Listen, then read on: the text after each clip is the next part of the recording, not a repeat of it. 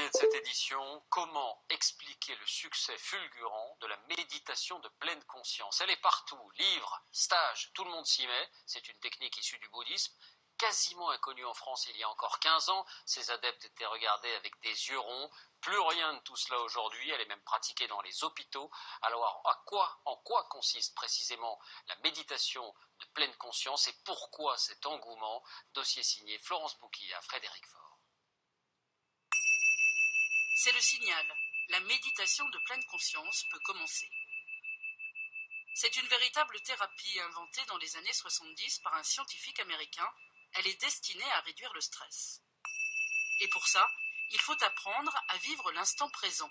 Ça a l'air facile, mais ça ne l'est pas. Car à chaque seconde, notre esprit est agité de pensées diverses. Se concentrer sur sa respiration est l'une des techniques concrètes enseignées par cette méditation. Quelles sont les sensations dans mon corps qui sont en lien avec cette respiration? Maintenant, une séquence debout. Le docteur Jean-Gérard Bloch enseigne les techniques de cette méditation à l'hôpital. Certains dans ce groupe sont malades, d'autres non. Tous s'entraînent à prendre conscience de sensations souvent très banales. Si vous pouvez faire l'expérience de cette sensation au niveau de la zone de contact de la plante des deux pieds avec le tapis.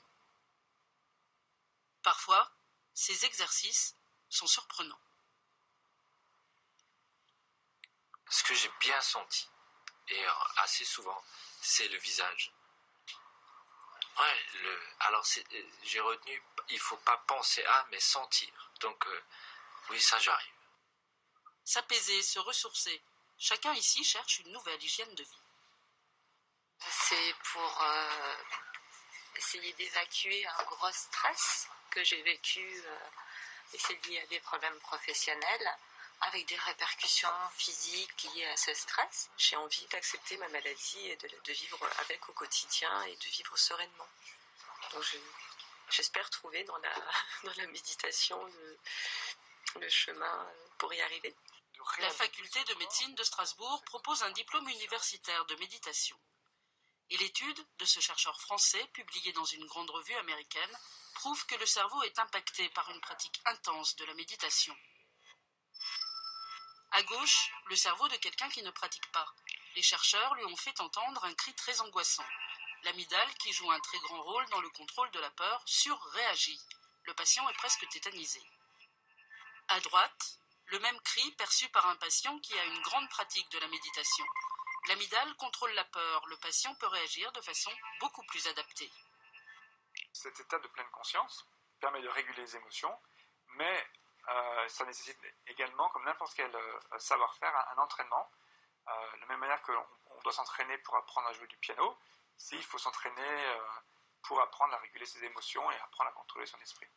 Je porte mon attention sur mes pieds. Méditer en pleine conscience, en marchant, c'est ce que Caroline Oudot fait très régulièrement, car elle adapte sa pratique à son quotidien. Cela l'aide, y compris dans son métier. Elle est psychologue pour des élèves en difficulté. Les sensations qui sont présentes. Au lieu de penser à ce que je vais dire après, ou à ce que j'ai dit avant, ou à ce que le parent m'a dit avant, ou à ce que le gamin a exprimé la fois d'avant, je vais être vraiment attentive à ce qui se passe à l'instant présent, ici et maintenant. Cette méditation a aussi séduit l'acteur Bernard Campan, l'animateur Frédéric Lopez et le philosophe Alexandre Jolien. Pour eux, apprendre à ramener son esprit à l'instant présent est un nouvel art de vivre.